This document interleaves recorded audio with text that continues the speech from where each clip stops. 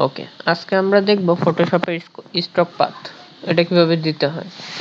এর জন্য আমাদের এই যে ইমেজ বা যেই ছবি বা যেই লেখাটা এটা সিলেক্ট করার পর কি করতে হবে, এই যে কপি, এটা একটা কপি করার পর এই যে আমাদের কি সিলেক্ট করতে হবে, পেন টুল সিলেক্ট করার পর আমরা যদি চাই এই যে এই যে এই যে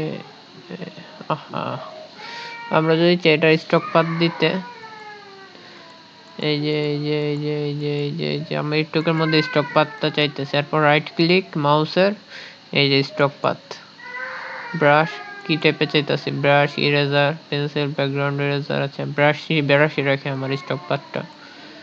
এই যে আর স্টক পাথটা আমরা কিভাবে রিমুভ করব, তার মানে স্টক পাথের এই লাইনটা রিমুভ করার জন্য আমাদের জাস্ট এই জায়গায় রাইট ক্লিক করার পর ডিলিট পাথ, এই যে স্টক পাথটা সিলেক্ট হয়ে গেল। এভাবে এটা জাস্ট এক্সাম্পল দিলাম, এই জন্য এটা এরকম আমি ভালো করে ডিজাইন করি না, ডিজাইন করলে হয়তো আর একটু সুন্দর দেখা যাবে।